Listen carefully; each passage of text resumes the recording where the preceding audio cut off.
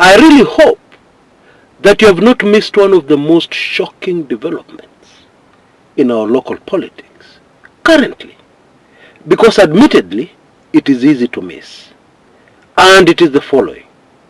Have you noticed that major politicians in the country are very busy preparing themselves for the post-Ruto era? Bila kizungu mingi, that is a Kenya with Ruto not in politics. Ruto definitely not in office as president. And I don't know if you have noticed, the way they are preparing, it's as if elections are going to be next month, or at the very latest, in the next 6 months. Yes, they are talking about 2027, but their actions are not 2027. No, their actions are this year, in the next 6 months. I'm not sure if you've noticed all that. Let me give you a few examples. Uhuru Kenyatta's Jubilee party already has a presidential candidate, Fred Matiangi. And it is not a secret. They're talking about it openly. Now I will come back to that Fred Matiangi candidacy for the presidency of Kenya a little later, because there's a lot there that is super fascinating, and I believe we should be very aware of. And then we have another emerging gigantic coalition that puts Rigathi Gachagua, the Wiper Party, DAP, etc., into one basket. And those guys are also very serious. And that is a separate camp. And then we have the ODM party, which is trying to convince us that it is okay for them to be in government at the moment, but then they're also in the opposition. And they're also preparing for the next elections. And they're not in government, but they're also in government. Hey, that is what ODM are trying to sell us. And all these major political outfits are looking for a way of incorporating, attracting the Gen Zs into their camp. Bottom line, these politicians are all talking about 2027, but their preparations betray them. Their preparations are not for 2027, because we're in the year 2025. We've just started that year. Yeah, there's the whole of 2025, there's the whole of 2026, and then we have 7-8 months into 2027 before the next general elections are due. I mean, just do a little research. When is the last time you heard of people talking about a coalition? 3 years, 2.5 years before a general election. Where did you hear that? Okay, so please believe me when I tell you, these people are not preparing for 2027. No, they're preparing latest early 2026. Are they wrong? Are they disillusioned? Hii ni ndoto ya mchana? Or are they correct? Well, if you're regular on this channel, you already know the answer to that question. They are 1000% absolutely correct. Okay? This government, in fact, is already done and dusted. It is already gone. It is just a matter of time. Even President Ruto is a very interesting human being, because it would have made much more sense for him to resign right away, and not to wait for the shame and obstacles and struggles that are coming before he will inevitably, finally, be forced to leave office. Yeah, most probably by resigning. You see, there are many advantages for him if he resigned immediately. For example, he would be able to tell Kenyans, Kenya is bigger than me, and therefore I have decided to listen to the people of Kenya, and therefore I hand in my resignation. End of story. And he would have gone out as a hero. But now, the road he is taking, the way he's going to go out, is not as a hero. Okay? Anyway, that is my opinion, although I believe it is an informed opinion. I also don't know if you're aware that these campaigns for the presidency, these campaigns for the next elections are so serious that people have started using serious money. I don't know if you're aware. Now, on my show today, I would like to focus on a presidential candidate who is on the lips of many, Fred Matiangi. Now, Fred Matiangi was a very powerful cabinet secretary in number 4's government, President Uhuru Kenyatta's government. And in case you didn't know, Matiangi is Uhuru Muigai Kenyatta's candidate. I know I'm going to shock some of you, but for many of us, I'm sure you are already aware of that. Clearly, Matiangi and Uhuru are very close. They have done a lot of things together. And the Kenyatta family, and especially Uhuru Kenyatta, is fully backing Matiangi to be the next president of Kenya. I mean, you just need to spend a few minutes online to realize that even bloggers, strategic bloggers, have been unleashed to promote this Matiangi candidacy for the presidency of Kenya. Already, a public relations and image consultancy, a very expensive high-end one, has been hired, and they're already working very hard. They're already working, as we say in Kenya, around the clock, to position Bwana Matiangi as a very strong presidential candidate. Now, you know, it is just heartbreaking the way Kenyans have a short memory. Because, to me, it was just the other day, after the mock swearing in of Raila Amolo Odinga, when Fred Matiangi, the then acting CS Interior, moved with speed and arrested many people, except the person who was being sworn in, Raila Amolo Odinga. Why were these people being arrested? For their involvement in the mock swearing in, which some people were calling treason, of Raila Amolo Odinga at Uhuru Park, the people's president. I'm sure at least some of us remember that. And he was only a cabinet secretary then. And so we must ask ourselves, what about when he's president? What is he going to be capable of doing? Okay? Let me just leave with that thought. But for now, please allow me to take you back to when the Uhuru Ruto government, brand new Uhuru Ruto government, had just taken office and they were announcing cabinet positions.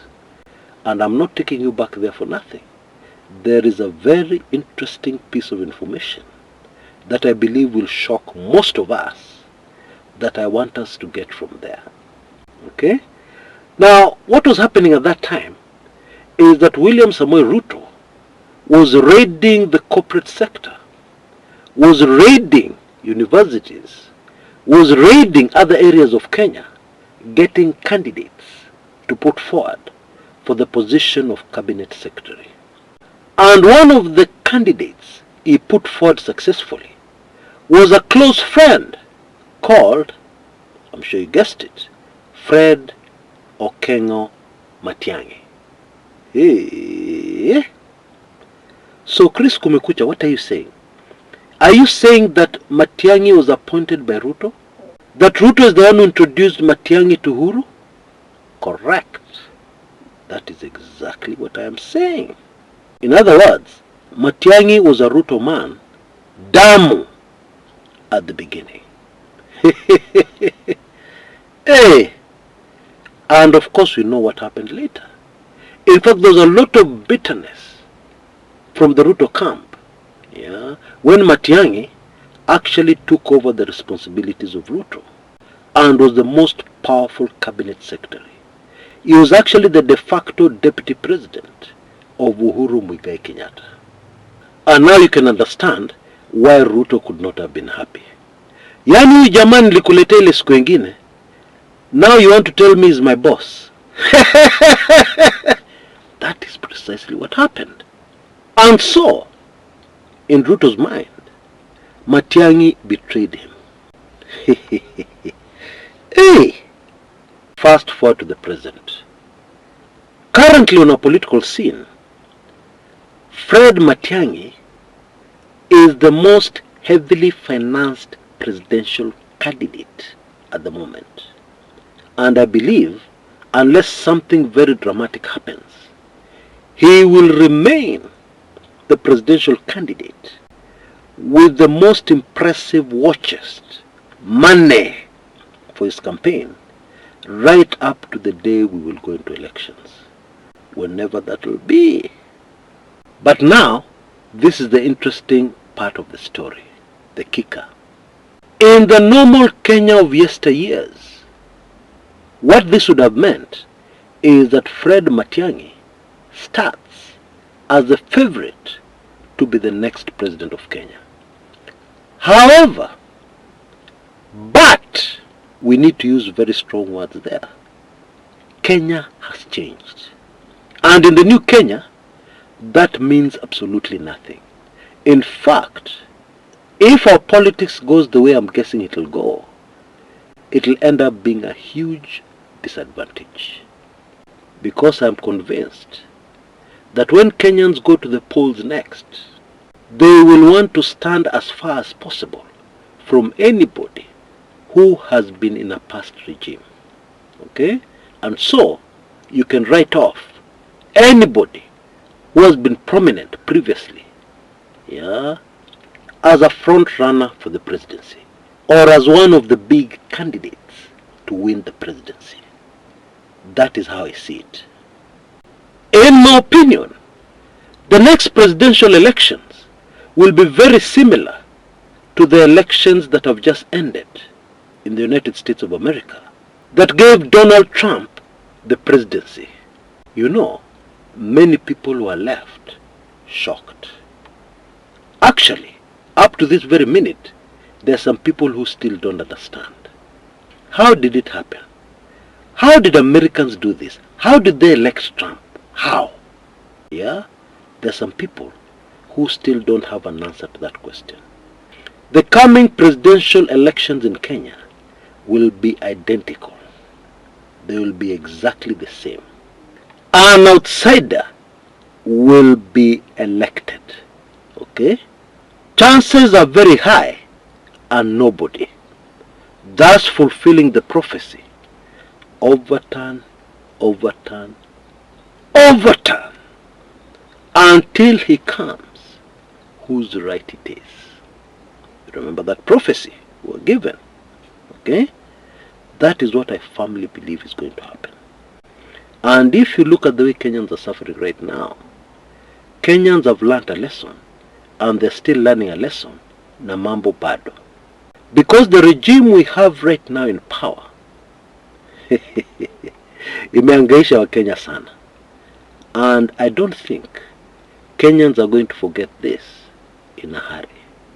And I don't think any Kenyan in their sane mind will fall for the usual tricks of grouping us in tribes and asking us to hate the other tribe and asking us to reject the other tribe. I don't think that will work with Kenyans ever again. Kenyans have learned a lesson. Kenyan voters wamejua walikuwa wajui. What about Okiya Mtata? Well, he's an insider. And I think what is going to happen is that those who are pushing their own candidates amongst the political class will see Bwana Mtata as the major threat. And they're going to deal with him politically. And in my opinion, by the time the elections arrive, Mtata will not be such a serious candidate capable of winning an election. Yeah. Now, please don't get me wrong. In my opinion, Mtata would make a very good president. He has the track record. He loves the country. He has done so much for Kenyans. He would make an ideal candidate. But hey, this is politics. Hey, this is politics. And politics, hey, you need to understand how politics works. Anywhere in the world, it is usually the same. And it is important to always remember that in politics, money, kwanza a lot of money, will always work. And not always just to bribe voters. No. There is usually a bigger impact somewhere else. And this war chest of Matiangi, I can assure you, will be put to very good use. And by the time they are finished, I don't think Bwana Mtata will look such a serious presidential candidate as he does currently. I don't think so. I could be wrong, but that is my opinion.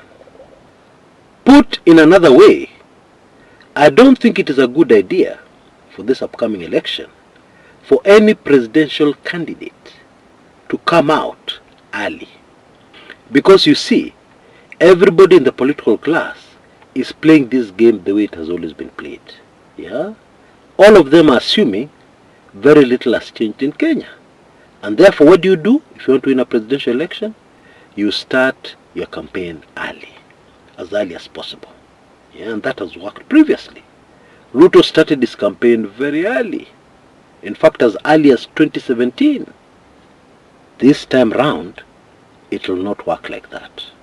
It won't. And I'll give you yet another reason why it will not work. You see, there are some very powerful forces in any presidential election in Kenya. Yeah? And usually these guys, wanajipanga mapema. They prepare the candidate very early. They prepare the way things are going to go very early. They prepare the rigging very early, etc., etc. But this time round, you tell me, just put yourself in the shoes of those powerful people. How do you prepare for the next election in Kenya? It is complicated. It's not as easy as it has been in the past. And therefore, I'm very sure their game plan, what they're going to do, is initially they will deal with anybody who looks like they have a serious chance of winning the presidency, as per the rules of the past. Okay?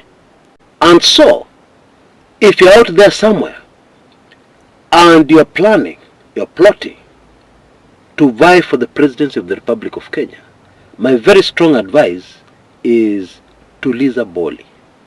Relax. Yeah? The presidency is not going anywhere. Okay? Tuliza boli. And then, be very strategic and wait and wait and wait, and you'll know the right time to announce your candidature.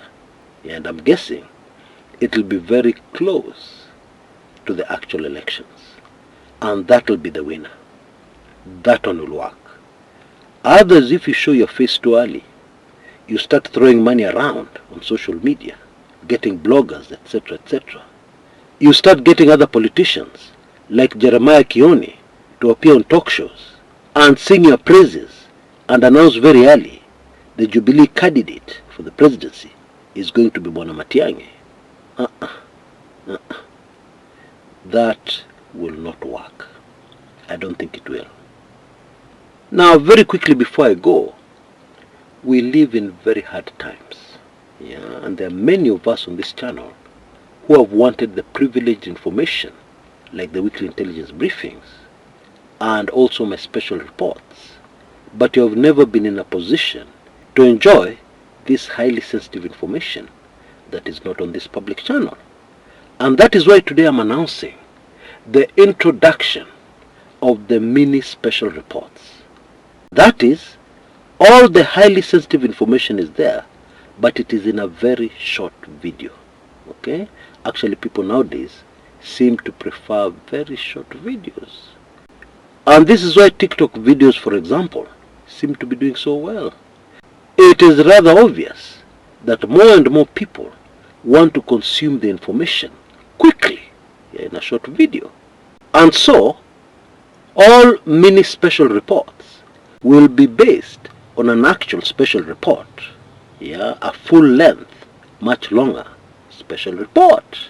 Which means, if you've already taken in the longer version of the same special report, there is no need for you to look for the short version, because all the information you already have Now the first mini special report will be based on a topic that has suddenly become topical again, and that is the very mysterious death of the former CDF, Chief of the Defense Forces, General Ogola.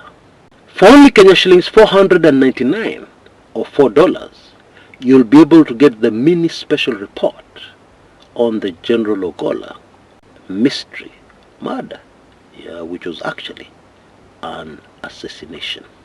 You can see details on your screens right now. All you need to do is M-Pesa 499 to that number you can see on your screens, and then please don't forget to text me your email address immediately after, so that I can send you this mini special report quickly, right away. It'll have all the meat, all the main points, all the highly sensitive information, all of it squeezed into a 3-4 minute video. And as always, I would urge you to take action as quickly as possible, because this offer is for a very limited time period. Very limited. I honestly don't think it will go beyond 48 hours. So you need to move quickly. Until next time, this is Chris Kumekucha.